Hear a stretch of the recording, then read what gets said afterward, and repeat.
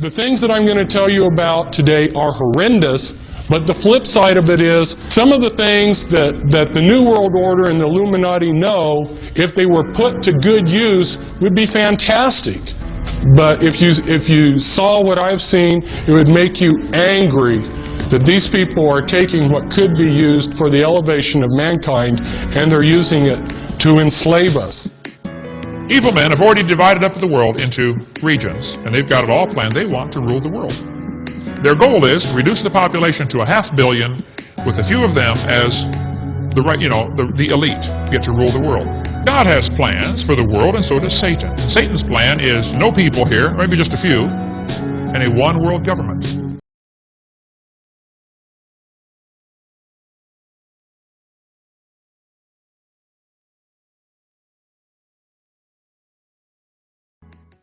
Task will be to develop an overall strategy for America in this period when really a new world order can be created. It's a great opportunity. It isn't such a crisis.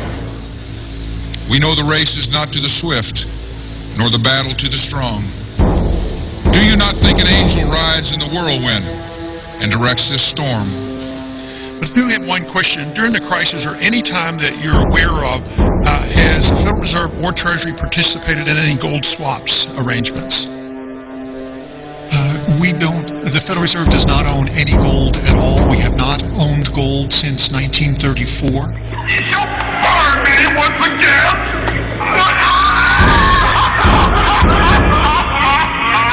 Not with these ways, which hither ye have fought from regions where I reign.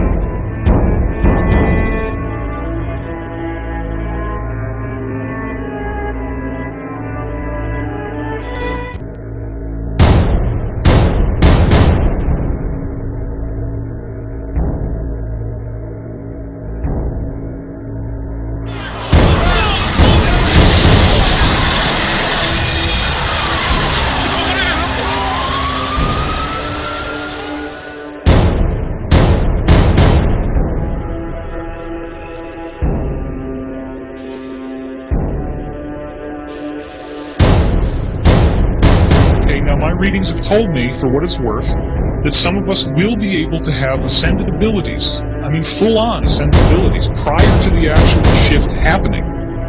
So that would be very cool, because what we're expecting after 2012 is a 100 times more harmonious utopian world, where things like time travel, levitation, instant telepathy, instant healing, telekinesis are as common and as everyday as breathing. What is at stake is more than one small country. It is a big idea, a new world order, where diverse nations are drawn together in common cause to achieve the universal aspirations of mankind: peace and security, freedom, and the rule of law.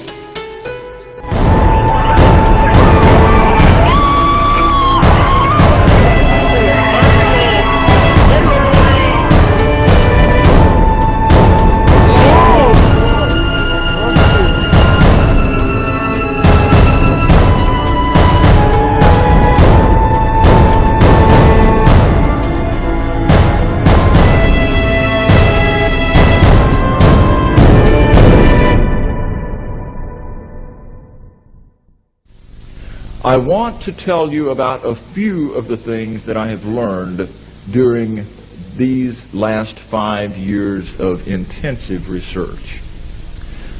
Perhaps the most startling thing that I can share with you is that all of the conspiracy theories that you've ever heard about one world government, about the UN takeover of the world, all of those conspiracies have now been laid to rest. There's nothing conspiratorial about it. It's all published. The UN-funded Commission on Global Governance began meeting in 1992 in earnest and met for 4 years, and last fall released their final report. It is entitled Our Global Neighborhood.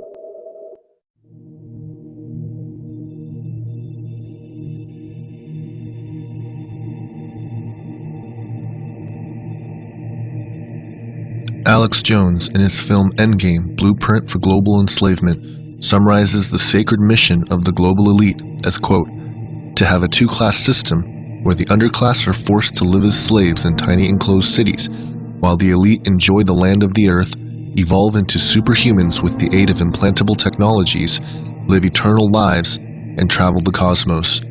This is the promise given to the inner members of the New World Order and the agenda of the Bilderberger Group, end quote.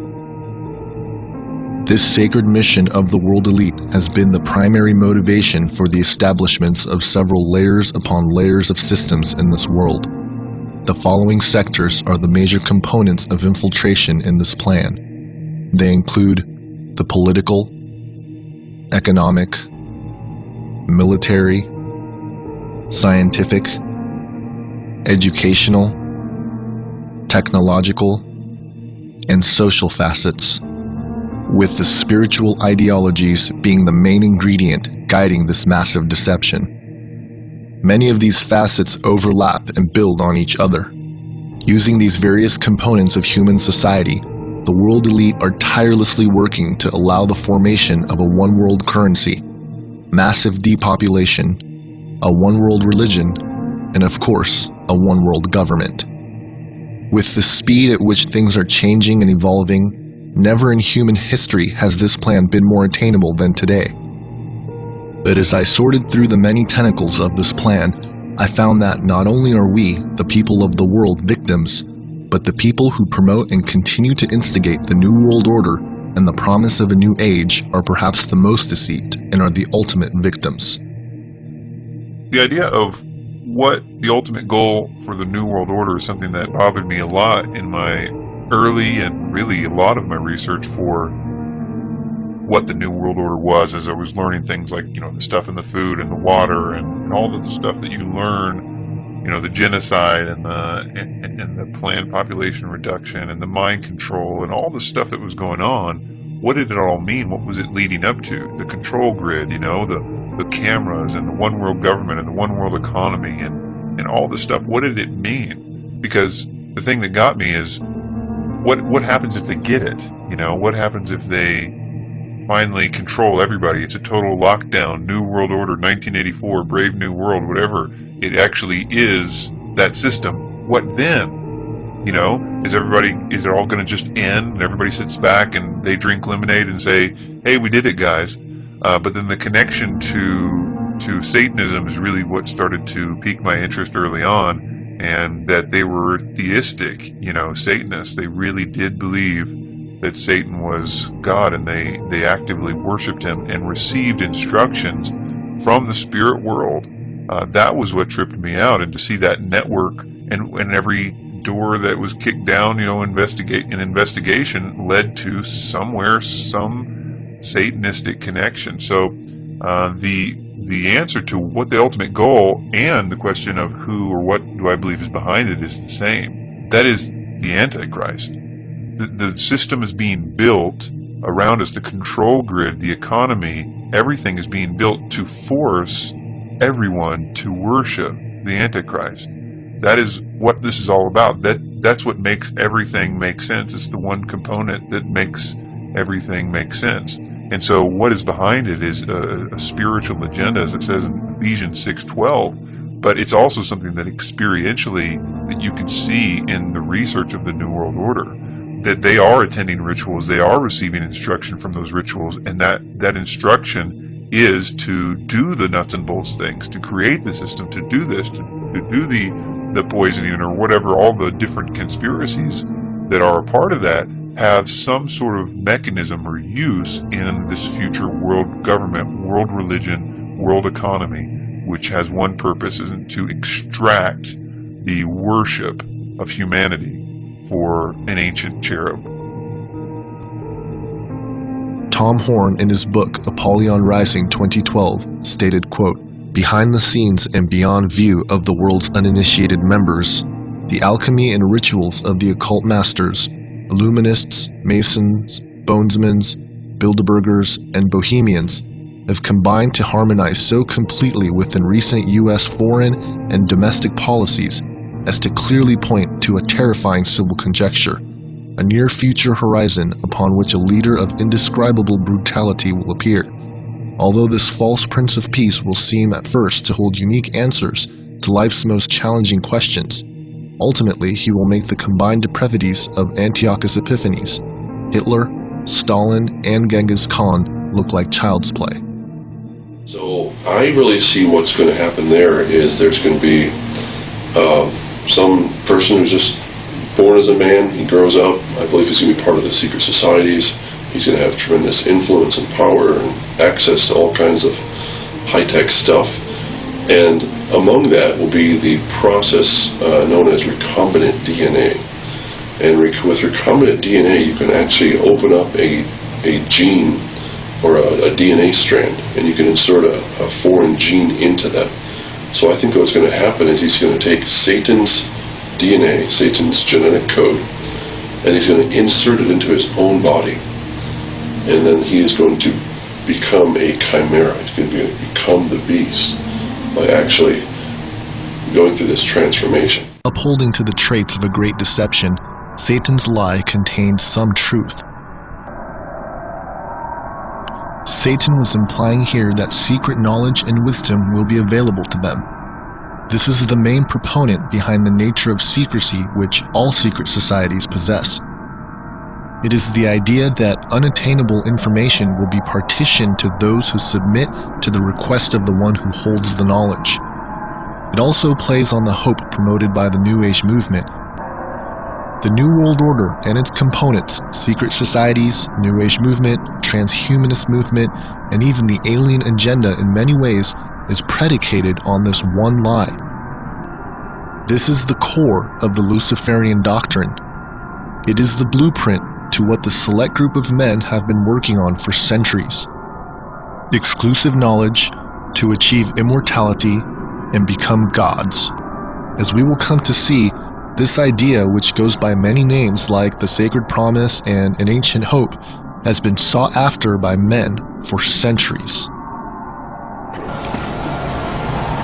Through the use of intellect, man will conquer the earth, will conquer nature, and will himself become God. It's taught in every Masonic temple in this land. Every secret brotherhood, every secret society, every mystical temple, every occult organization teaches the Luciferian philosophy.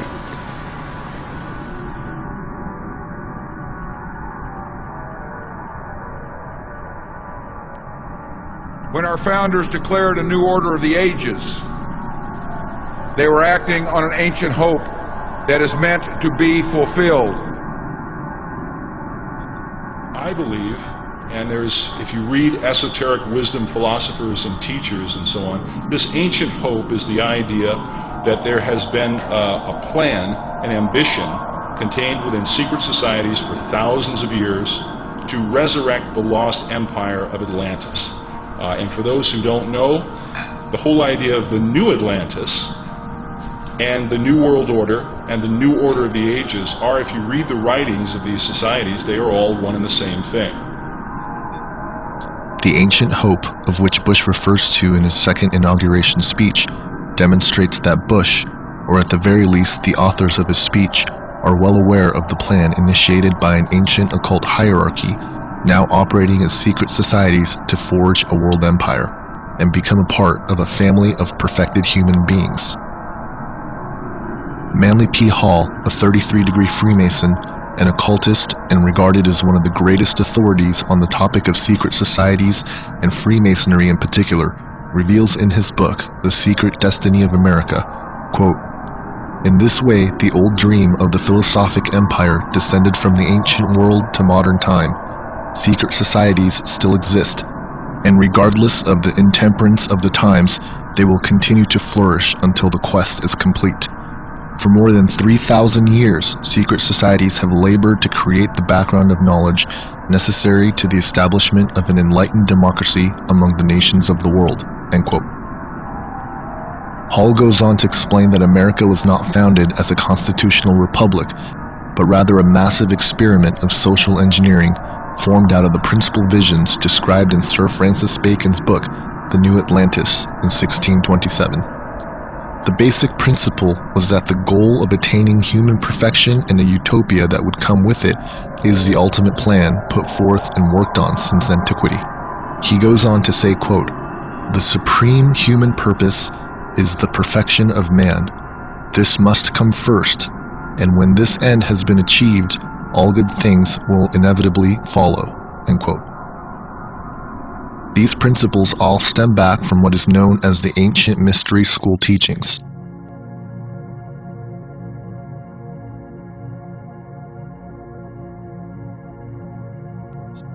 The ancient mystery school teachings is an esoteric, spiritual wisdom and philosophy passed down by the initiated elite for centuries. It is in fact one and the same as the Luciferian doctrine that one day man will become God through the use of his own intellect. This is the religion of the New World Order, which is operating in various degrees under various secret societies, cults, and even high-ranking religious circles. The origin and understanding of the mystery schools and its history can be found in theosophical writings. Keith Thompson, in his film Aquarius, Age of Evil, does a full expose on the founding of theosophy, its connection to secret societies, the New Age movement, and ultimately the New World Order. In a document entitled The Mystery Schools, written by Grace Noach of the Theosophical Society, reveals the origin of the ancient mystery teachings. She opens the document, quote, "Millions upon millions of years ago, in the darkness of prehistory, humanity was an infant, a child of Mother Nature, unawakened, dreamlike, wrapped in the cloak of mental somnolence. Recognition of egoity slept, instinctual consciousness alone was active. Like a stream of brilliance across the horizon of time, divine beings, Manasaputras, sons of mind, descended among the sleeping humans, and with the flame of intellectual solar fire lighted the wick of latent mind, and lo, the thinker stirred. Self-consciousness wakened, and man became a dynamo of intellectual and emotional power, capable of love, of hate, of glory, of defeat. Having knowledge, he acquired power. Acquiring power, he chose. Choosing, he fashioned the fabric of his future, and the perception of this ran like wine through his veins." End quote. She goes on to explain the Atlantean connection as, quote, "Time marched on and the race waxed lustily in power. As Lemuria gave birth to Atlantis, the third race to the fourth, the fiercest battle was waged, the war between the lords of light and truth and the lords of darkness and ignorance. Thus were established some 4 or 5 million years ago, when Atlantis was threatening to destroy itself through spiritual iniquity, the first mystery schools. From these early centers sprang other mystery schools in all parts of the Atlantean world.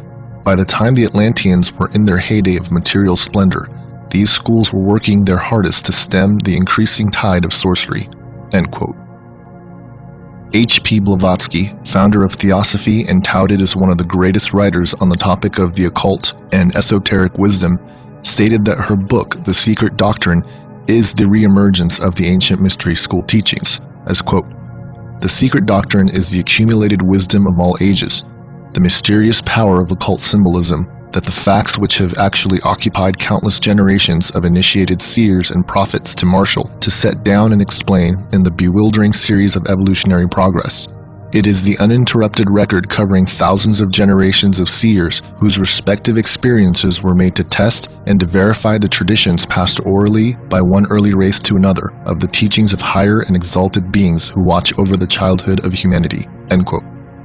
Alice Bailey, a theosophist and writer, co-founder of Lucius Trust, formerly known as Lucifer Publishing, wrote in her occult classic known as The Externalization of the Hierarchy regarding the initiation of all humanity into the ancient mystery schools as, quote, "This little-known divine energy now streams out from Shambhala. It embodies in itself the energy which lies behind the world crisis of the moment. It is the will of God to produce certain racial and momentous changes in the consciousness of the race which will completely alter man's attitude to life and his grasp of the spiritual, esoteric, and subjective essentials of living. It is this force which will bring about, in conjunction with the energy of love, that tremendous crisis imminent in the human consciousness, which we call the second crisis, the initiation of the race into the mystery of the ages, into that which has been hid from the beginning." End quote.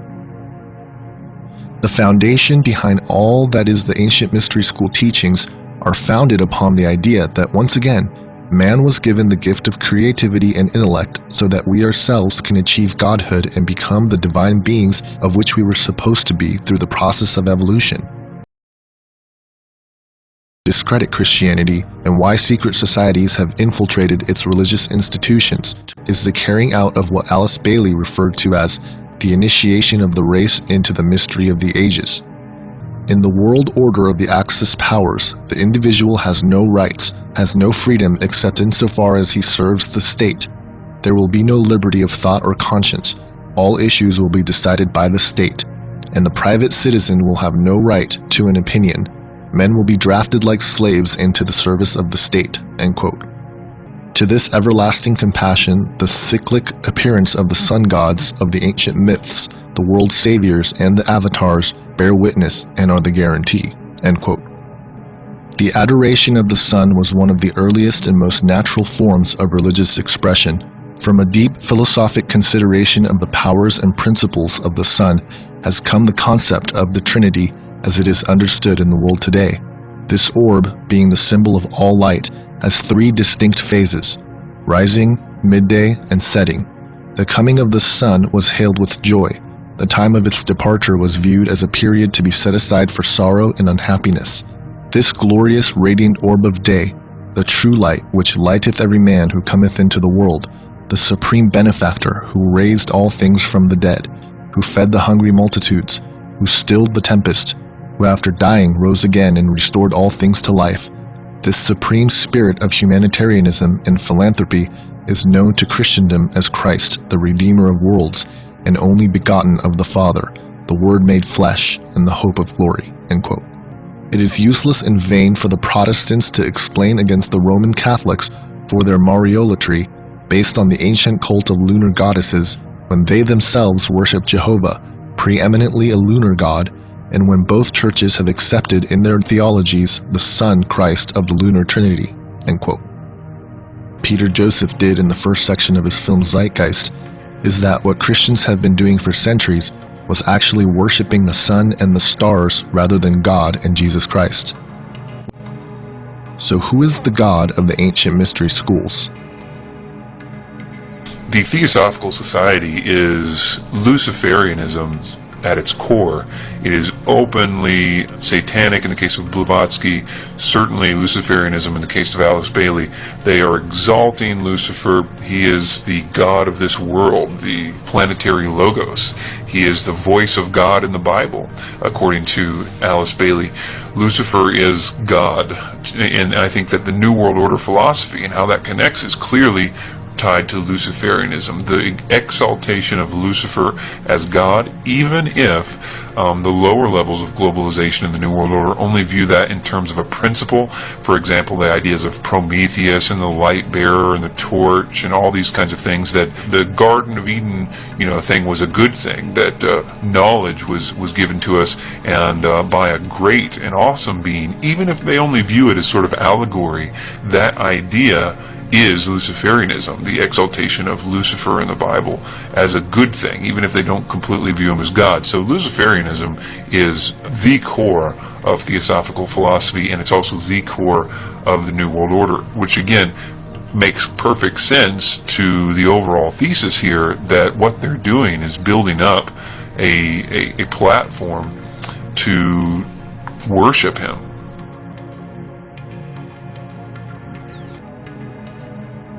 So you have very high-ranking guys saying that they're worshiping Lucifer.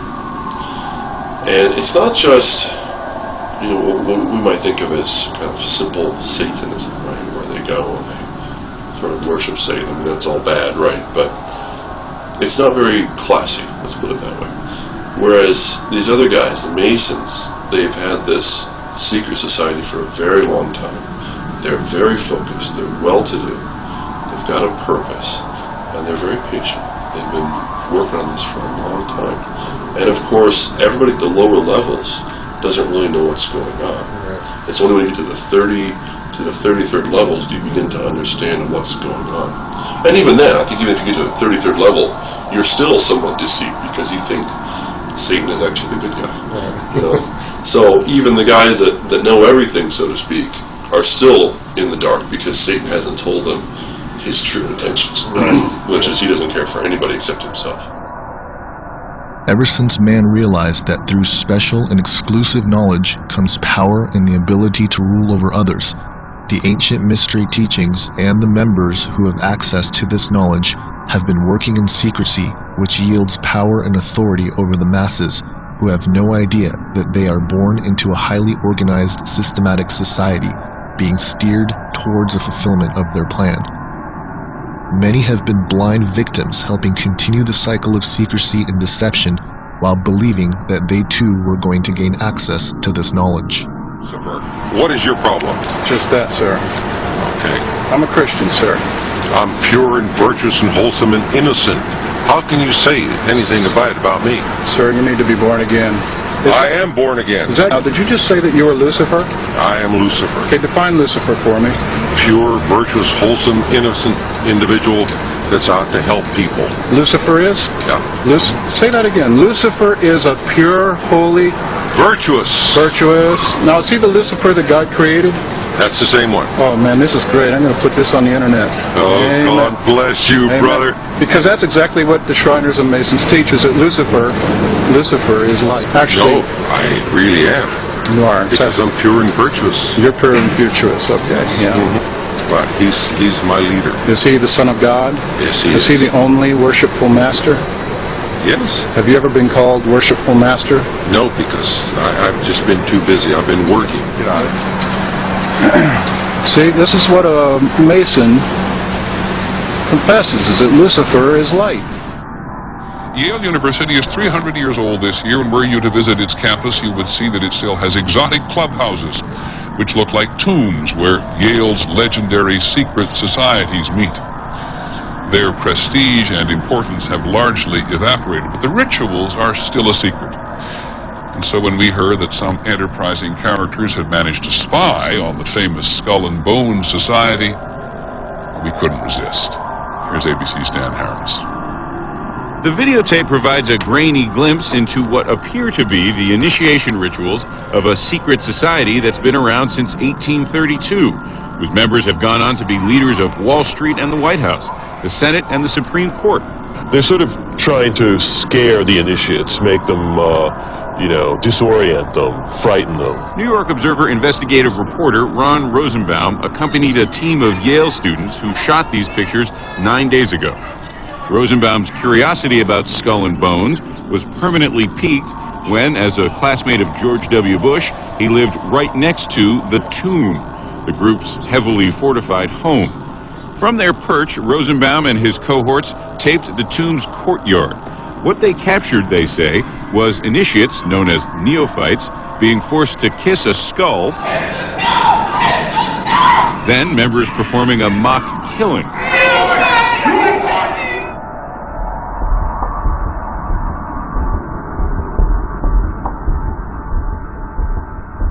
This is the seed of Satan. Thus, the countermove for Satan became clear. Disrupt the human genetic pool so that the pure bloodline of man. This is the reason for the flood. We find the account of this attempt to disrupt the human genetic code. It reads, quote, "When man began to multiply on the face of the land and daughters were born to them, the sons of God saw that the daughters of men were attractive, and they took as their wives any they chose. The Nephilim were on the earth in those days, and also afterward, when the sons of God came into the daughters of man, and they bore children to them. These were the mighty men who were of old, the men of renown." End quote. The sons of God mentioned here in the Hebrew is pronounced B'nai Ha-Elohim. The Septuagint, which is the Greek translation of the original Hebrew text, translates it as angels of God. They are clearly describing fallen angels. Programs like Ancient Aliens on the History Channel have attempted to describe these sons of God as being aliens from outer space. This is wishful thinking.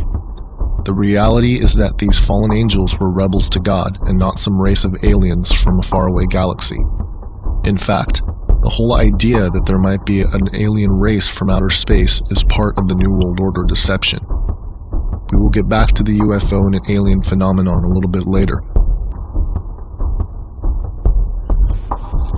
What the passage portrays, and it's very difficult for many people to absorb this, it portrays fallen angels. These are not the good guys. Remember when Satan fell, a third of the angels fell with him. Not all of them, but a group of them, apparently, and we'll talk more about this in a minute, chose to try to create a hybrid race. But they apparently see, angels can't multiply. Angels are eternal. Reproduction is a process for mortals. But at the same time, Satan's got a problem. A third of the angels fell with him, so he's got a deficiency of 2-to-1 in any war that comes in, right? Now, the offspring of Nephilim, they're also called the Hagibarim, the mighty ones. And now, where the confusion starts to set in is when this Hebrew passage was translated into the Greek in the Septuagint, the word they used for the Nephilim was gigantes. It sounds like giants, and it turns out they were giants, but that's not what the word means. Gigantes comes from gigas, which means earthborn. So in the Hebrew, they're called the fallen ones. In the Greek, they're called the earthborn. No, there's something far deeper going on. That's what I want to sensitize you for when you do your own study and come to your own conclusions, but I want you to recognize there's something much more profound that God, it's a problem that God was solving, and that is that Satan's strategy was to contaminate the human race. Now that we know who these sons of God were, let's make the connection with the ancient mystery teachings. I'm speaking about the Book of Enoch. I believe it is important to look at a book like Enoch and enhance our understanding of the Bible. As such, the book has been used by people who promote the ancient alien idea and folks like Zachariah Stitchin to present their theories of Nibiru and the Anunnaki. So let's look at what it says. The first thing which is very interesting about the Book of Enoch is found in the beginning of the text. It states, quote, "I heard everything from them, and I understood what I saw, not for this family, but for a remote generation, one that is to come." End quote. It is interesting to note that the remnants of several almost complete copies of the Book of Enoch in Aramaic were found among the Dead Sea Scrolls in the middle of the 20th century. Furthermore, it is somewhat eerie to think that Enoch states the book is meant for future generations.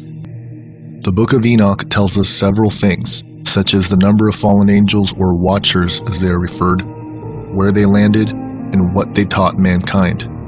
It even lists the names of 20 of the fallen angels. But as it pertains to the mystery schools, it is very interesting the kinds of things that these watchers taught humanity.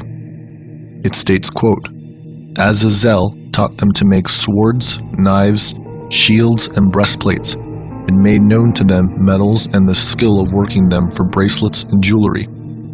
Azazel also taught the use of antimony for coloring the eyelids, along with all types of precious stones and dye formulas. From this arose great disobedience. They were led astray, they committed immorality, they became corrupt in all their ways. Semyaza taught cursing and root cutting. Armeros, curse lifting. Barakoyel taught star signs. Kokabel, star patterns. Ezekiel, cloud lore. Arakiel, land signs. Shamziel, sun signs. And Sariel, moon pathways." End quote. According to the Book of Enoch, this is the origin of the mystery schools. The fallen angels taught mankind weapon making and warfare, applying makeup and jewelry, introduced mankind to psychedelic drugs, vampirism, enchantments, and cursings, as well as astrology. It is quite remarkable to see how much of what these watchers taught not only relate to the ancient mystery religions, but are common everyday things of the world we live in today. We even see the watchers teach mankind the art of abortion. Quote, "The fifth was Kasdea. This is he who showed the Yaladim A'am all the evil strikings of unclean Rakim and demonic entities. He showed them the dashing of the embryo in the womb so that it would die." End quote. The Book of Enoch also states that the Watchers began to mix animals and humans together. Quote, "They started to sin against birds, beasts, reptiles, fish, and then to devour one another's bodies, even drinking the blood. It was then the earth laid accusation against these lawless ones." End quote. The Book of Jasher, another ancient text referenced several times in the Bible, which also records the nefarious acts of the fallen angels, confirms, quote, "Then the sons of men began teaching the mixture of animals of one species with the other, in order therewith to provoke the Lord." End quote. This is extremely interesting because it is information which would have sounded absurd until the last half century.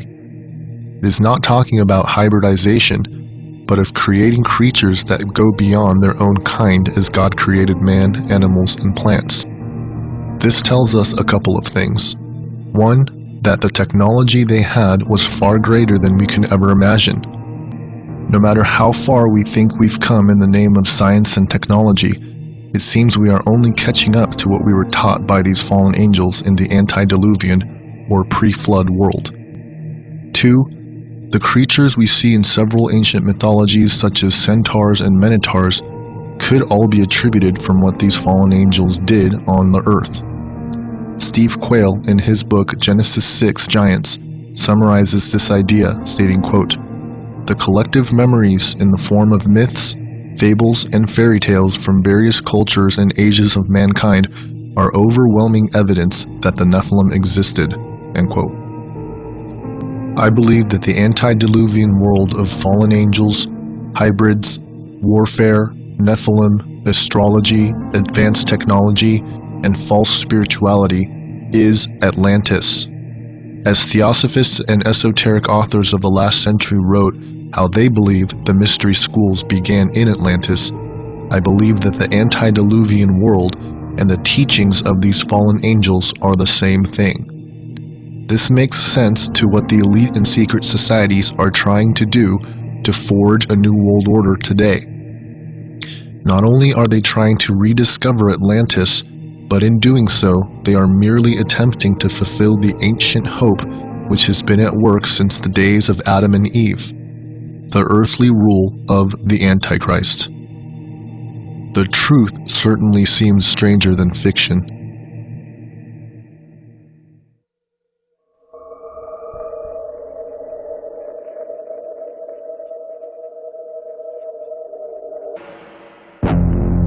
Maybe it's a comment. These are our last moments. Here comes another one. What? What?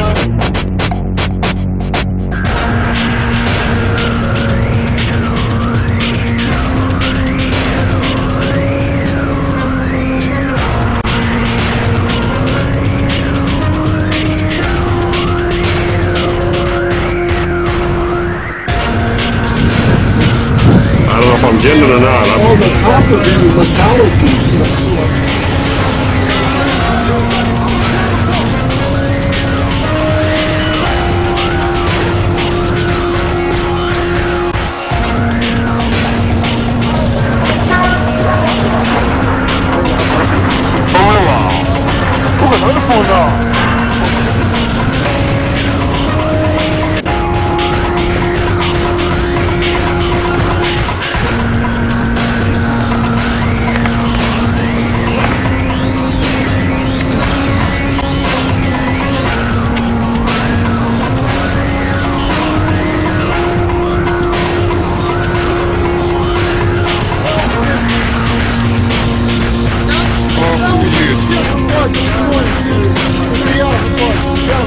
I see that view every single night, and I've never seen anything in the sky at that same location or at the same height.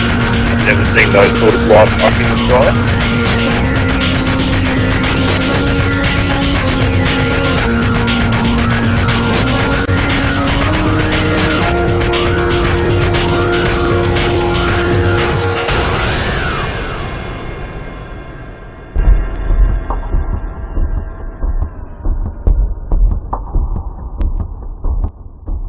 One of the main topics of interest the New Age movement has harnessed through the infiltrating of the truth movement has been on the topic of UFOs and ETs. Many of these folks, like David Wilcock, David Icke, Jordan Maxwell, and many others, have in fact verified the concept that the UFO phenomenon is not necessarily flesh and blood beings, but are a race of highly evolved spiritual entities who have attained what we refer to as godhood and power over the elements of nature and physics of which we are currently limited to. This is eerily similar to the sacred promise given to the inner members of the New World Order. It is also the same concept being promoted by transhumanists and the road to attain singularity and human immortality through the use of technology in the field of biology and genetics. I believe that all of these various tentacles are leading to the same place and the same goal. More people today believe that there is life outside of Earth than ever before. A 2008 Scripps UFO poll conducted by Thomas Hargrove and Guido H. Stample showed that over 74% of 18 to 24-year-olds believed it was likely that intelligent life exists on other planets.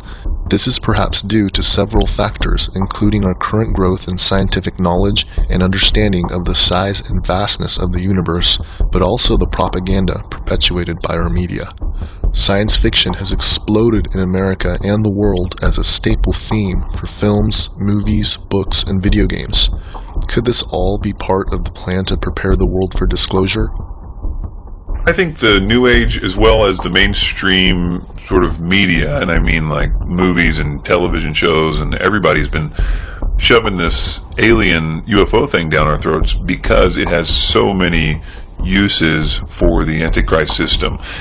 I've said many times, I don't know if this is the way that it will all be set up. It is just a really convenient way if it does go down like this, because it does do three main things that are needed for the Antichrist system. And that really goes into the third part, which is the evolution. I think that this concept of evolution is crucial to so much of what the Antichrist system does, especially the genocide based on belief system that happens in the end time scenario, really requires, as it did in the Third Reich, an idea of evolution. There's a concept that there's certain people that are not fit for the new system, the new evolution. They were sort of helping humanity evolve by the elimination of those that weren't ready for the new age, the new world.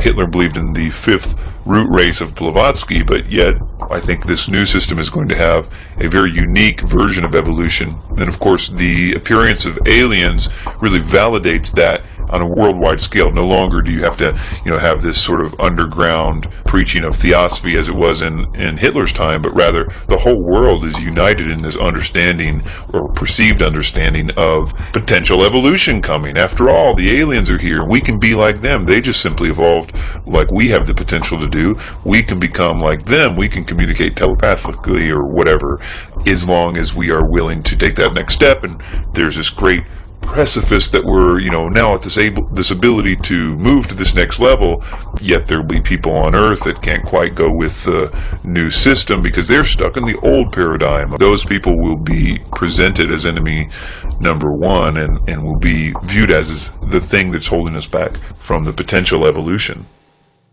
In as far as there were sons of God coming down, there were demons coming down, then yes, there are aliens, because the demons of yesterday are today's aliens. That's really the bottom line.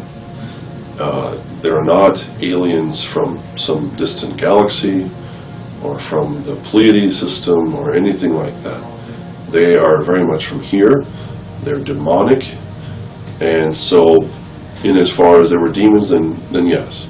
But, we can't call them demons or gods from yesteryear, because that's really out of fashion.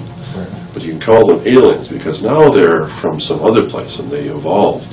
It's interesting how evolution has served as such a foundation for this. The demons, Satan gets us thinking that there is no God, that there is no Satan or any demons. But then he starts replacing it with these other entities. And we believe in evolution, lots of people do. And so that serves as the foundation for these otherworldly beings that have also evolved. they've evolved from a long time ago. And as far as UFOs, well, UFO is an unidentified flying object. And we're seeing those today. People are seeing those all over the place. And generally what they look like is just some kind of a white light. It's a white ball of light or something like this that's floating around in the sky. And people will say, oh, it's a kite. Now we can all see what a kite looks like. They're not helicopters. We know what helicopters look like. We're not stupid, right? Neither are the people that take all these videos. And you can watch them on YouTube, and there's just thousands of them. And, I'm sure there's a few pranksters out there, right? But sure, but still, just the quantity and even the quality of the video is such that you're like, wow, that's really amazing.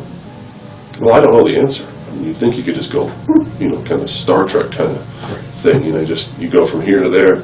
But for some reason, in that other dimension, you have horses of fire, you have these chariots of fire, and these things are going around. And in some way, I would suspect that the demons are kind of doing the same thing. I don't know if they're on horses of fire necessarily, but when they materialize, they look like these fiery white orbs. And however they're transporting themselves, I don't know. But it's not like they can just think it and they're there, but they have to somehow travel, they have to traverse through whatever medium, the spiritual medium or through the physical medium. They're actually moving about. So, again, I wouldn't say that we have, what we call technical UFOs back then, but you did have these horses and chariots of fire in that angelic spiritual realm. There's movement going on. Angels have wings. Again, why would they have wings? Right? Is there air in that? These are questions we just don't know. Right? We still don't know the answer to these things. But still, there's a function for these things. If they have wings, then they must need them. If there are horses and chariots of fire, then they must need those in some capacity that I don't understand. And we're not really told. But still, there it is. So,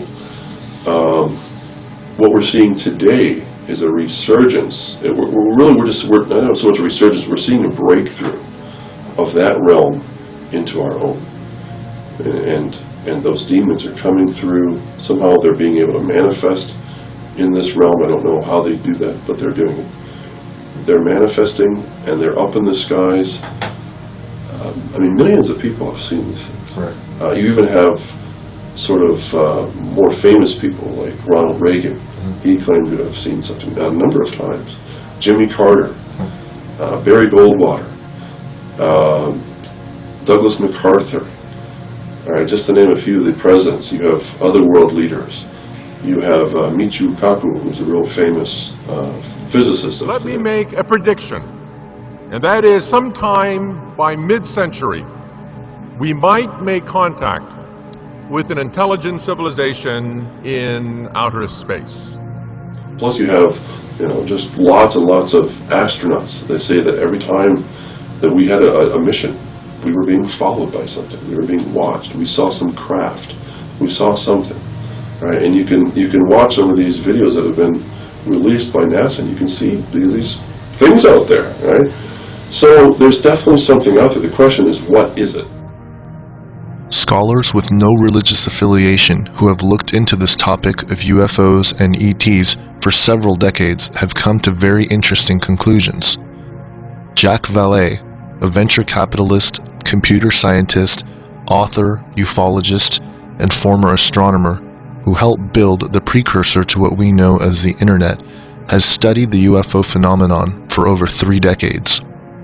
After looking into the relationship between UFOs, cults, religious movements, demons, angels, ghosts, and psychic phenomenon, Vallée changed his proposed hypothesis from the UFO phenomenon being an extraterrestrial origin, in other words, craft and beings from another planet or faraway galaxy, to a multi-dimensional visitation hypothesis, or interdimensional. In his book, Messengers of Deception, Vallée states, quote, "Human beings are under the control of a strange force that bends them in absurd ways, forcing them to play a role in a bizarre game of deception," end quote. Later in the same book, he states, quote, The UFO phenomenon represents a manifestation of a reality that transcends our current understanding of physics.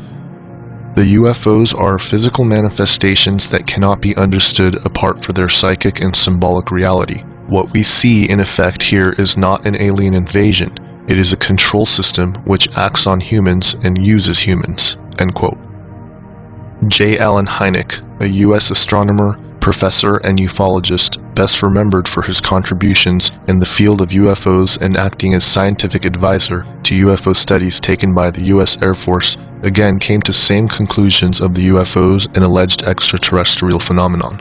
In his book, Edge of Reality, he states, quote, "If UFOs are somebody else's nuts and bolts hardware, then we must still explain how such tangible hardware can change shape before our eyes, vanish in a Cheshire cat manner, not even leaving a grin, seemingly melt away in front of us, or apparently materialize mysteriously before us without apparent detection by persons nearby or in neighboring towns. We must wonder too where UFOs are hiding when not manifesting themselves to human eyes." End quote. The overall consensus seems to be that these crafts which are being seen have the ability to manifest as physical objects and at the same time manipulate time and space as to become invisible or perform aerial maneuvers that defy our current understanding of physics and nature. The deeper side to this phenomenon are the abduction accounts recorded by millions of people all over the world, regardless of time, race, culture, and upbringing. Dr. John Mack, professor at Harvard Medical School, a psychiatrist and writer, also looked into the UFO and abduction phenomenon for several decades and came to similar conclusions as Vallée and Hynek. Although he recently passed away, his contributions to the study of ufology and alien abductions is highly touted and greatly respected. He states in an interview with Nova Online when asked if the phenomenon is literally physical or psychological, stating, quote, "Yes, it's both. It's both literally physically happening to a degree, and it's also some kind of psychological, spiritual experience occurring and originating perhaps in another dimension. And so the phenomenon stretches us, or it asks us to stretch to open to realities that are not simply the literal physical world, but to extend to a possibility that there is other unseen realities from which our consciousness, our, if you will, learning processes over the past several hundred years have closed us off." End quote. What seems to be the case is they come from some other domain, some place, maybe not another star or maybe from another dimension, but they manifest, they show up here in our physical world. People have a number of cases where people are just playing gone, a child comes into the mother's room, "Mom, you weren't there during the night when I came." There is burned earth outside where the ships have landed. There is physical, it may not satisfy our criteria of proof, but proof may be something which only operates within the frame of evidence of this physical world in the box you mentioned before that we live in. This is what's going on here is something in some ways more subtle. In other words, something is coming from another dimension into our world, which is very commonly experienced in other cultures, but not in this culture. John Mack, who recently passed away, but he was at Harvard, and according to his own testimony, he says, I was not a believer in this thing. He wasn't trying to prove anything. He just kept hearing about these things. So he came to this conclusion that these were real physical abductions. Very, very slowly he came to that conclusion. And rather skeptically, he didn't want to come to that conclusion. But eventually the data was so much that he could not overcome it. And he had to just say, well, it's happening. Something physical is happening. Dr. David Jacobs has done similar research. He was quite upbeat about this whole thing for a long time, but in the last several years, he's become very downcast about his discoveries because he's discovering that these beings that are taking people are smarter than us, they're stronger than us, and they have a hybridization program going on. That they're creating a hybrid race to take over, and he says at best we're going to be second-class serfs. So he's very discouraged, and I can see why. I think if you discover these things, and yet you don't understand that there's a greater power which is Jesus Christ, who has a much better plan, then I would be extremely depressed. You know, I mean, in a way, I'm sort of upbeat about the whole thing because I see that we are getting very close to the end. Right. But it's also kind of scary. I mean, there's crazy things going on. Dr. David Jacob, an associate professor of history at Temple University, specializing in 20th century American history and culture, has also studied the UFO and abduction phenomenon for over 40 years. In an interview with L.A. Marzulli in the book Alien Interviews, Jacobs comments on the alien abduction phenomenon, stating, quote, "This is a phenomenon that is either psychological or it is happening. There is very little in the middle. I have learned that the abduction phenomenon is vast, global, and it occurs with great frequency," end quote. Whitley Strieber, in his classic account of an alien encounter in the book Communion, records his experience with these entities, stating, quote, "I became entirely given over to extreme dread. The fear was so powerful that it seemed to make my personality become evaporate. Whitley ceased to exist. What was left was a body in a state of raw fear so great that it swept about me like a thick, suffocating curtain, turning paralysis into a condition that seemed close to death.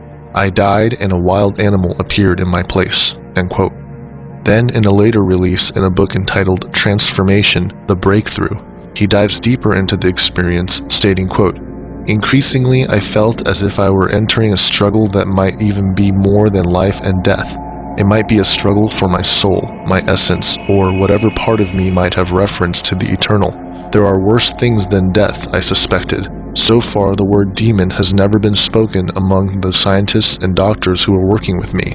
Alone at night, I worried about the legendary cunning of demons. At the very least, I was going stark, raving mad," end quote. Then later in the same book, he states, quote, "I felt an absolutely indescribable sense of menace. It was hell on earth to be there in the presence of these entities, and yet I couldn't move, couldn't cry out, couldn't get away. I lay as still as death, suffering inner agonies. Whatever was there seemed so monstrously ugly, so filthy and dark and sinister. Of course they were demons, they had to be, and they were here and I couldn't get away," end quote. According to many researchers in the field, and even the people who have directly experienced this phenomenon for themselves, all seem to agree that there is a spiritual element driving this phenomenon. It is clear that there is a metaphysical nature to the UFOs and the alien abductions themselves. Furthermore, the startling similarities with the phenomenon with the occult and other historical, mythological accounts of direct contact with demonic entities should be alarming. Jack Valet alludes to this concept, stating, quote, "The symbolic display seen by the abductees is identical to the type of initiation ritual or astral voyage that is embedded in the occult traditions of every culture. The structure of abduction stories is identical to that of occult initiation rituals. The UFO beings of today belong to the same class of manifestation as the occult entities that were described in centuries past," end quote. There is another angle to this phenomenon that is seldom discussed, but is very important to point out. That is the solution to help stop those who experience the alien abduction phenomenon. Joe Jordan, state-sanctioned director and field investigator for MUFON, through his investigation at CE4 Research Group, on their website ce4research.com, the mission statement states, quote, "The mission of CE4 Research Group is to share with the world the most powerful evidence known that exposes the alien entities for who they really are. The evidence is in the testimony of those who have overcome the experience, the oppression, the bondage, the harassment, the control, the lies, the deception that these entities perpetuate by calling out in the name and authority of Jesus Christ. Through this evidence of these testimonies, we will be able to help others. The world asks for this evidence, and we will give it to them," end quote. A lot of the people that have seen my videos know my testimony of how it all started with one book. On a vacation trip to visit my brother, I picked up one book, UFO Crash at Roswell, and it was like opening a doorway into something that would totally change my life. And it has, and it's changed a number of times since then, but that one started it. It put me on a quest to find out what this UFO phenomenon was about. And like I said, I came into it as an agnostic with an open mind, and what I thought was total objectivity and became a MUFON investigator. Was doing UFO investigations, sighting investigations for a few years, and then got caught up in what is called the New Age belief system and metaphysical studies because, you know, it's part of this UFO phenomenon. It goes hand in hand. I was caught up in all of that too, and it changed my worldview again from being, you know, an agnostic humanist to one who was into the New Age and actually practicing these metaphysical studies myself. And I was able to see the UFO phenomenon through another set of eyes. And now I was able to look at this phenomenon in yet another set of eyes. So initially, was this what I was looking for? No, it was not.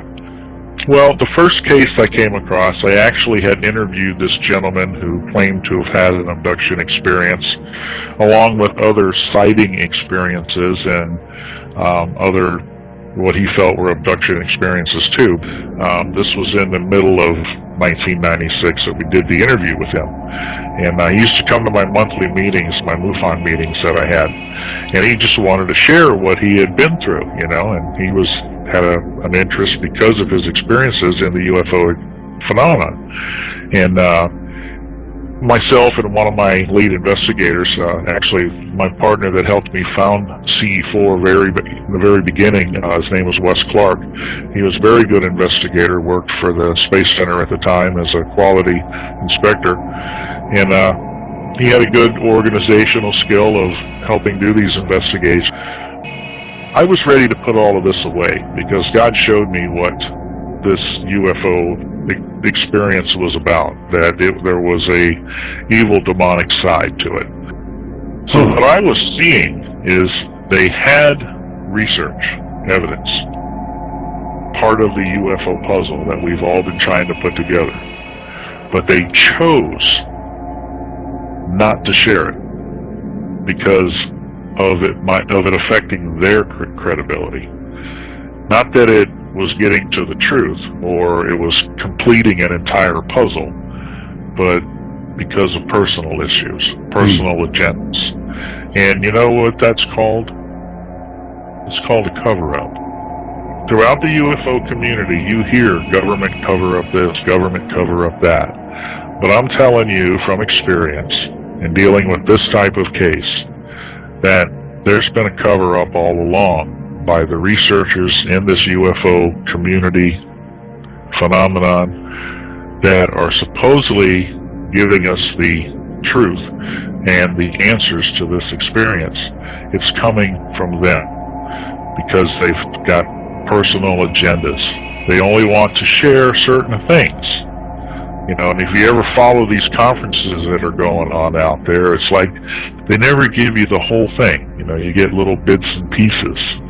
And I guess it's part of keeping you busy coming to their conferences.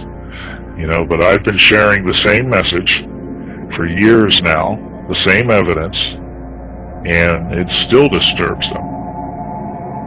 There are several testimonies on CE4research.com, and I encourage anyone who has either been affected by the phenomenon or knows someone who has to take a look at this research. It is much too important not to. In an article on HearkenTheWatchman.com entitled Demons or Extraterrestrials, Dr. Stephen Yulish comes to the same conclusion, stating, quote, I believe in UFOs and extraterrestrials. I do not believe that either I am delusional or am I hallucinating. I do believe that the government is covering up these phenomena even though they are being bewitched as to its real meaning. This deception is part of the spiritual war between God and Satan. These are therefore serious topics, end quote. We are, of course, the Pleiadians, and as we've said, it is our pleasure to be here at this time to communicate with you, to give you an opportunity to understand our energy and who we are. This one that speaks through us, we call her our vehicle. She has given you an opportunity to listen to her interpretation of what she feels is taking place as a result of our contact with her. Not even a speck of a speck. Yet humans live their lives as though they are as big as gods. Allow us to communicate an idea to you, once again, that we would like to call the span. This involves the idea of a span of time and timing that is now upcoming on your planet. Although many direct experiences with these entities do seem to entail dread and negativity, there are plenty of accounts of positive experiences. Most of these experiences are found within the New Age movement, where the experiences are not direct physical contact, but rather spiritual through a process called channeling. This is where the person willingly invites entities who are referred to as the higher self, ascended masters, higher spiritual beings, extraterrestrial entities who are communicating telepathically, entities of higher densities, and a number of other alleged beings who are more evolved than human beings. Most of the quotes we've looked at in an earlier section of the ancient mystery schools and theosophy were all channeled information. In the case of Helena Blavatsky, the entity she channeled was named Kuthumi and El Mura, both of whom were considered ascended masters from northern India and Tibet. Alice Bailey channeled the entity Dejwal Kul, also considered an ascended master. Today there are several New Age teachers who claim to get their information from a source of a higher spiritual origin. David Icke claims he channeled entities he refers to as the Guides. David Wilcock claims he channeled an entity named Ra. I am Ra. It is an honor and a privilege to greet you this day in the love and in the light of the one infinite Creator. Resonant raindrops, liquid light cascading down in a panoply of shapes and colors, unbeknownst to the conscious mind. More and more people are beginning to claim that they are channeling Jesus Christ as well. This is very similar to mediumship and psychics who claim to be able to contact the dead through telepathic means. But why is this so? Plenty of people who channel or have what are called gifts are happy with their ability to do so and would even go as far as to say that the problem with channeling is that there is no way to know whether these entities which are being contacted are from God, as some suggest, or are counterfeits, in other words, demons working for Satan. Again, this is very similar to demonic possession. Demons do not have bodies. In fact, they seek to enter objects or the physical body as hosts. The dangers of channeling are that you are allowing deceiving spirits enter into your body. It is dangerous not only for your own soul, but for others around you, such as friends and family. The danger is that it can lead to demonic possession and strongholds. It is my firm belief that exorcisms do not need to be performed exclusively by Catholic priests, as most believe. In 2003, a film crew for the WN Network filmed an exorcism of a demon-possessed girl. What you are about to see are excerpts from this broadcast.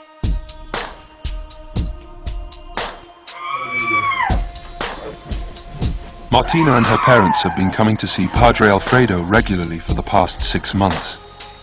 The family has turned to the exorcist in an attempt to solve problems which have troubled their daughter since she was 8 years old.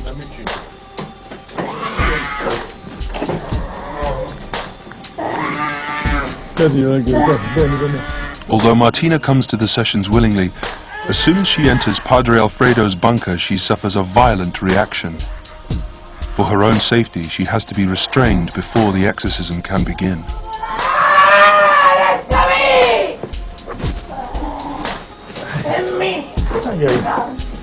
Oh, tu l'inferno, vai! Prende l'acqua, padre, prende l'acqua, là, prende l'acqua. Lasciami! Prende l'acqua. Di la verità a questa signora, esiste o non esisti tu? Il demonio esiste o non esiste? Esiste il demonio! Come fai a dimostrarlo? Come fai a dimostrare che esiste? Ma questo... Io esisto! E chi non ci crede bene! Ma questo...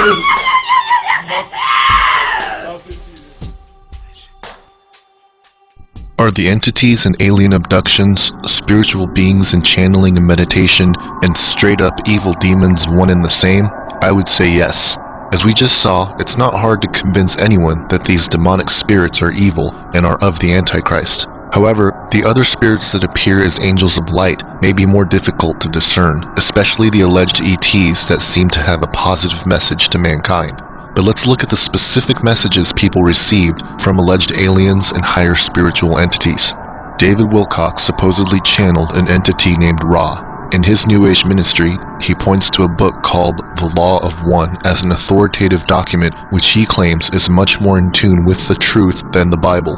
The same entity, Ra, which Wilcox claims he channeled, was channeled through Carla Ruckart in the early 1980s and was documented in The Law of One. Furthermore, in an alleged channeling of this entity known to the Star Doves as Jesus Sananda, apparently described his second coming by stating, quote, "I speak in the name of Jesus, Lord of this world and of all which concerns this earth sphere. I am he who is known as the Christ, and through this channel announce my coming unto earth once more. I am Sananda of the hierarchical board, known on earth through my last incarnation frequency as Jesus the Christ, Lord of this world and of the planet known as Earth. The name of Jesus as such is but a symbol. It is a symbol that is safely used as a replacement for the many names of all the gods to which you pray.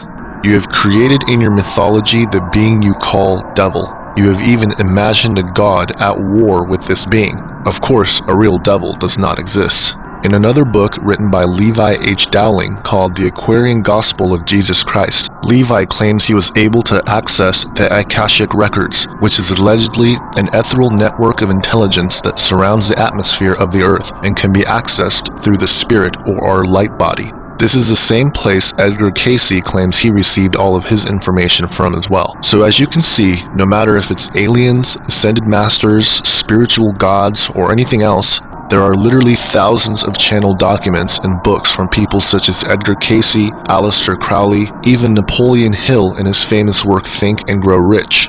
If they were aliens from a faraway galaxy, why not help us with our problems to cure cancer or teach us some form of technology that would help humanity?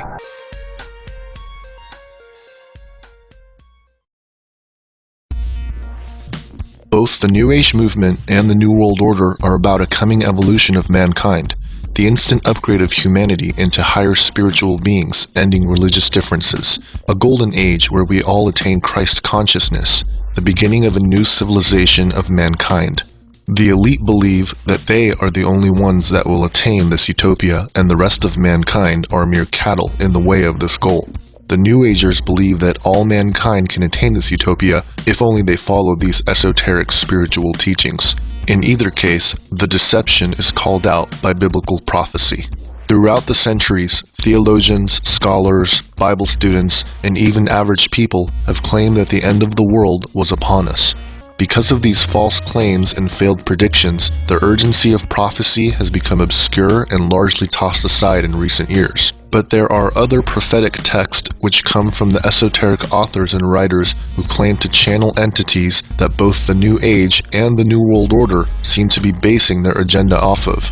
We looked at some of this earlier, but I would like to focus on one particular author, Alice Bailey. Most New Age philosophies, as well as the New World Order agenda, can be traced back to the channeled writings of Alice Bailey. Her ascended master, Dejwa Kul, on many accounts, gave the blueprint for the New World Order and the New Age to Bailey. Alice Bailey, especially in her book The Reappearance of the Christ, had another prerequisite or series of prerequisites, but a lot of them had to do with the idea that there needed to already be a world government in place. In fact, one of her quotes is, quote, "First of all, he will come to a world which is essentially one world. His reappearance and his consequent work cannot be confined to one small locality or domain unheard of by the great majority, as was the case when he was here before." And she talks specifically in that book about how it's going to be accomplished through the hierarchy, the spiritual beings working with government, organizations, particularly the United Nations. So she has a twofold vision that it's going to basically be a world that is already ready for him in terms of a world government. So I would agree that part of the work that she says is a prerequisite is to build and work on this sort of global government, and that is why they're striving so hard for it, is because they believe they have to sort of build the throne for the world teacher kind of thing before he'll show up. The chaos is another sort of part of what she talks about, is that she recognizes that none of the work that she can do, or that the group of world servers, as she calls them, or the seed groups, they can never do enough preparation, whether it's spiritual preparation or physical building of the system preparation, to actually make any of this work. Consistently throughout the book, The Reappearance of the Christ, she talks about how he will inaugurate the world religion. He will essentially provide the fuel, the power to actually cause the world to believe in a world religion. So I think that a lot of times when she talks about the chaos that's necessary is sort of a twofold chaos. One, that is necessary for people to agree to a solid world government to unify the existing system, the fractaled system, but then also to empower through some sort of paradigm shift, some spiritual chaos, the world religion, because there has to be some great spiritual chaos in order to get everybody in the world on board with a new religion, especially a religion that is focused on one particular man. There has to be something major. This idea is further confirmed when Bailey states, quote, "There are two major factors which condition the present opportunity. These can be regarded as so completely hindering that unless they are removed, there will be a long delay before Christ can return. They are, number one, the inertia of the average Christian or spiritually minded man in every country, Eastern or Western. Number two, the lack of money for the work of preparation," end quote. Bailey also goes on to say how there must be a chaos before the unification of government and religion, and the subsequent appearance of the quote-unquote Christ, stating, quote, "They come in times of crisis. They frequently create crisis in order to bring to an end the old and the undesirable and make way for new and more suitable forms for the evolving life of God immanent in nature. They come when evil is rampant. For this reason, if for no other, an avatar may be looked for today. The necessary stage is set for the reappearance of the Christ," end quote. If you're a conspiracy theorist like I am, the chaos, wars, and massive deaths being perpetrated by the elite is on purpose. But it's not simply to try to destroy humanity. It is a diabolical plan to, again, create a climate where people cry for peace and desire for a new system. This is precisely how the New Age movement is helping usher in the real New World Order.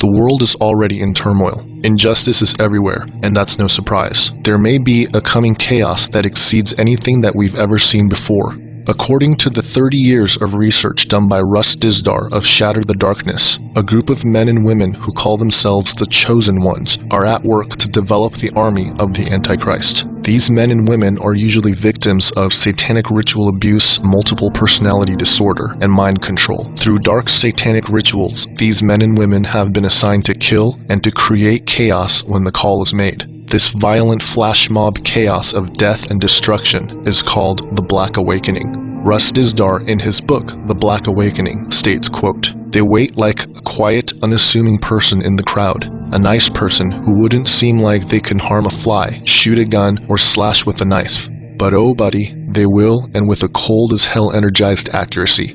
They wait to be activated to kill, slaughter, and unleash hell in society so the demons can dance and their leader can emerge as savior of humanity. A savior for humanity who they say can bring a new order out of the chaos. They know what they are to do, they know what is planned, and most of them wait with dark bated breath, charged by ancient fallen spirits," end quote. What is alarming is that we have already seen glimpses of this kind of mindless murdering and unexplained evil occurring all over the world. Russ Dizdar has theorized that many of these psychotic murderers are victims of satanic ritual abuse and fall into the several categories of Satanism and Luciferianism present in the dark shadows of our society. In a book entitled Programmed to Kill, David McGowan describes these soulless killers, stating, quote, "In a dark and ugly netherworld where violent crimes and covert operations collide, there appear to be two general categories into which a large majority of those we label serial killers can be sorted: controlled assassins and controlled patsies," end quote.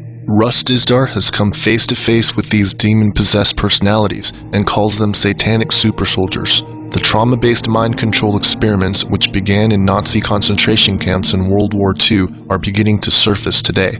Both Rust Izdar and L.A. Marzulli have theorized that the women you are about to see in this footage from a BBC documentary called Madness in the Fast Lane are demonically enhanced and possibly the satanic super soldiers that Rust talks about. These women were later found not to be on any drugs or alcohol, but the way they were able to withstand the physical damage and the display of strength these women showed is certainly superhuman. The cameraman is concentrating on the officers. He could never have anticipated what is about to happen behind them. I'm not a doctor. She has been knocked down. Is she the one that speaks English? Oh, no! Oh, Jesus! Seconds later, the other woman also runs into traffic. Mike Alpha, we need ambulance. Senior officers to the scene. We've got 2 possible fatals. I still can't look back and actually understand what happened.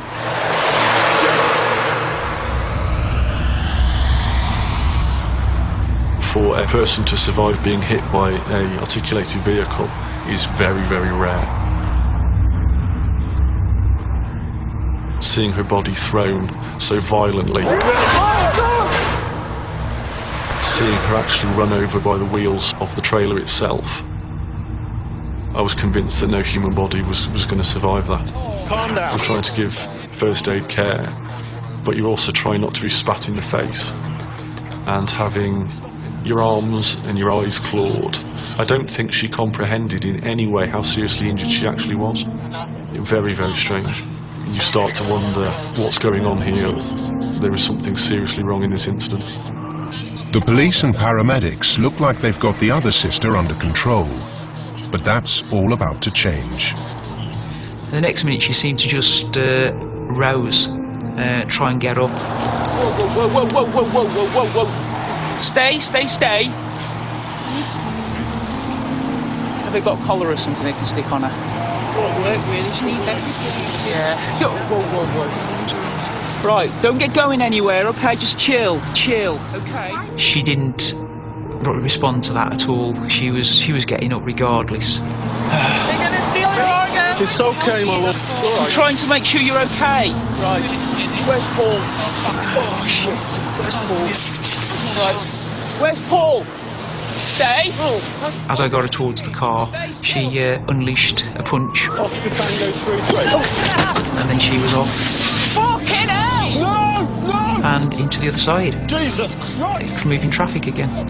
What on earth are you doing? Oh my god, we're going to have another incident on the opposite carriageway that's just happened here. Stay! Stay there! Calm down! We need to get this girl off the carriageway. I don't know at this stage how violent her mindset was going to be. Calm down! Soon found that out. Calm down! When I look back on it, her strength was phenomenal. Watch it, guys! Watch it! Legs down! It's now a case of we've got to restrain her by any means, because she cannot be treated unless she is restrained. Watch it, guys! Watch it! Legs down! She's almost waving us around like rag dolls on her arms. Get down, we get ankle from behind, it's not this. We've got to go down. On the flank down, turn on the flanks down. That way, towards you! Watch it, Trace, watch it. Call the police! If and when this chaos breaks out, the world will be crying out for help. They will be asking for someone or something to come save the day. We have been programmed for decades by mainstream media and our politicians and world leaders to trust our governments in times of crisis and confusion. My theory is that this is when the world government will be solidified. It will be a necessary action that everyone will accept in order to rebuild society and a chance to do it right in the minds of many. A one-world economy and a one-world government are certainly possible and within reach right now. But the one thing that will cause the world to worship one man is a one-world religion. This will require something phenomenal and something beyond our scope of reality. I think that the UFO alien thing is going to be the way that the one world religion described in the Bible comes about, or at least play a role in it. I would admit that there are probably other scenarios in which this one world religion could come about, but none of the ones that are promoted out there now in the mainstream do I see as plausible in any way. For instance, there is sort of a dueling version of, I think one group is going to say it's the Muslims that's going to create this one world Muslim religion, and another group says it's going to be the Catholics, a one world Catholic religion. Both of those are problematic because the religion described in the Bible is one that people willingly embrace, not are forced to convert to. And I see that as both of those as very problematic because we've been trained to hate both of those for various reasons. Obviously, Catholicism has many problems and is deserving of the criticism that it gets. Pointing at the Catholic Church, Satan gets to discredit every evangelical, even if they saw great signs and wonders coming out of the Pope. They would say, well, there you go, it's demonic. Nobody would willingly embrace it just because of signs and wonders out of Catholicism. And similarly, the same problem is with the Muslim world. You're not going to get anybody to convert willingly to the Muslim religion that has been trained. Like, consider the Fox News reality of America. You're never going to get John and Joe Sixpack to convert to Sharia law or whatever just because some fancy guy shows up and starts performing miracles. They're not going to convert to it. They've had their whole adult lives trained to hate it for various political and, whatever else reasons. So that doesn't make any sense. At least the biblical one world religion is something that people unite in their belief that peace has come and the utopia is here. They willingly embrace the Antichrist and willingly give him their worship. I cannot imagine for a minute either one of those scenarios being true. So back to the main point, I think that the UFO thing, in whatever way it could be presented, there's a myriad of possibilities of how you would prove to the world that UFOs are real without them actually being real. They've taken away the one object that was in resistance to them, and now it's just a matter of providing the solution. And that solution would be very man-centered. You can become godlike, you can become like the aliens. There is a new potential for an evolution here, a new potential for a utopia. All the wars of the past were caused by our erroneous belief in God, so now we have this opportunity. Now, having discredited God because of our existence, we can now embrace this new utopia.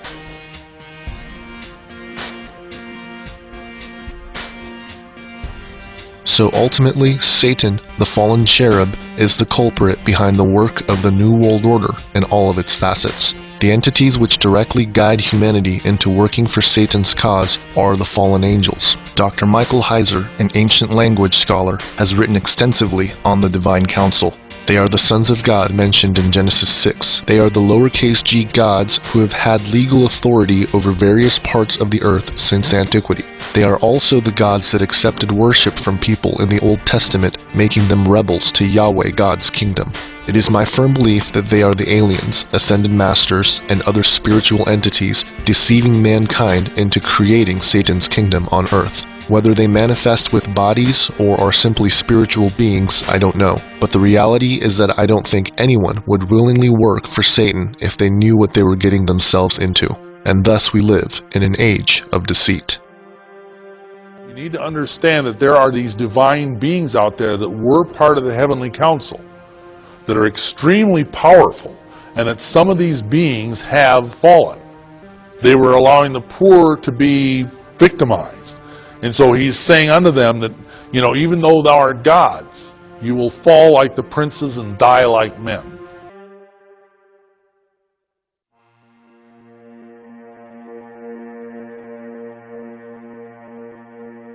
While many of the esoteric New Age and New World Order advocates continue to preach their solution to the world's problems, the real spiritual and physical upgrade that the New Age spiritual evolutionists and transhumanists seek to attain has already been given to us. The transhumanist movement, it really is a cover. It's a cover for the far more sinister event that's coming. And I think on the one hand, it provides the technology to make some of these things happen. But it's also man saying, look, we can do it. We can truly pull ourselves up by our own bootstraps. We can take advantage of our own evolution. We don't have to wait.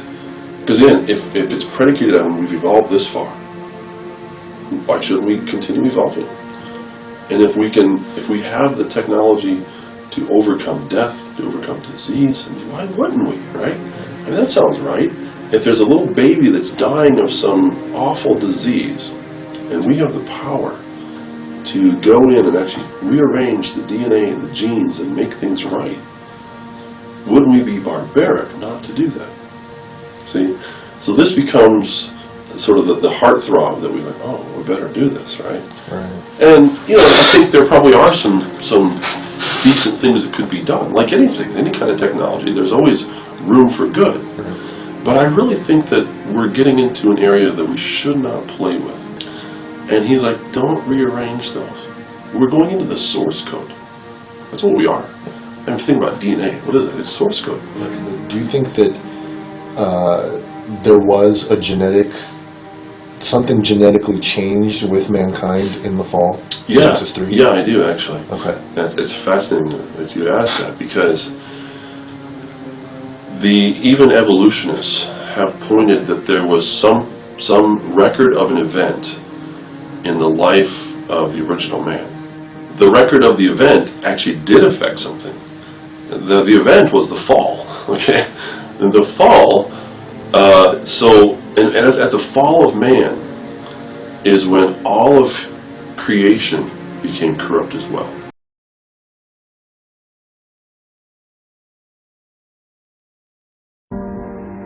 I think, in conclusion, I'd like to appeal to those people that have been researching this for any length of time, specifically long periods of time, maybe even years. To you, I don't think this is going to require a lot of convincing. I think that subconsciously you know that a lot of what was said here is true. I think that you have seen over the years a lot of conclusions about what the New World Order is and what their motives are, and I know that you know that it doesn't really explain all the loose ends and tie them all up.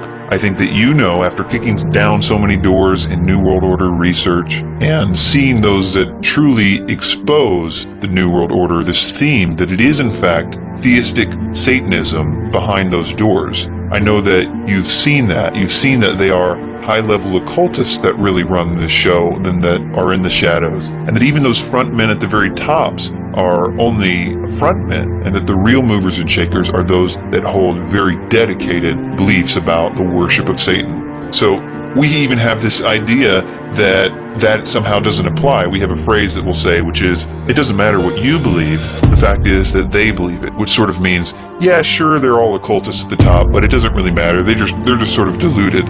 And I think that's a very dangerous position, because if you actually are saying there that it doesn't matter, it's not actually true, there isn't really a Satan, and there isn't really a power that they're serving, then we should just, again, think that this scenario has something to do with whatever we make it out to be. It certainly can't be about a cosmic war of good and evil, because we've already decided that that can't be true. Yet at the same time, we're pointing out that these people are knowingly worshiping Satan, which is something that the Bible has said has gone on from the very beginning. The kings and queens of all the old systems were always sacrificing their children to various gods and Moloch and these types of things. And they are still doing it today and are gaining power from it.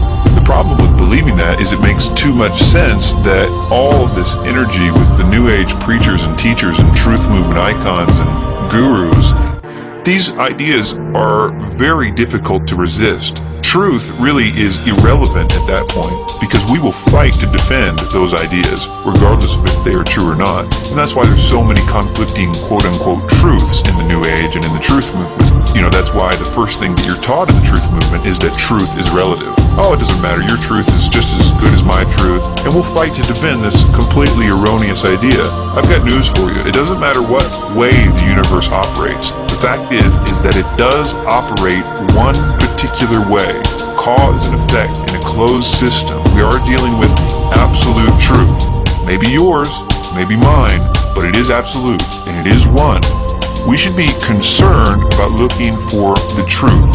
And I suggest to all you researchers out there that you already have enough evidence to know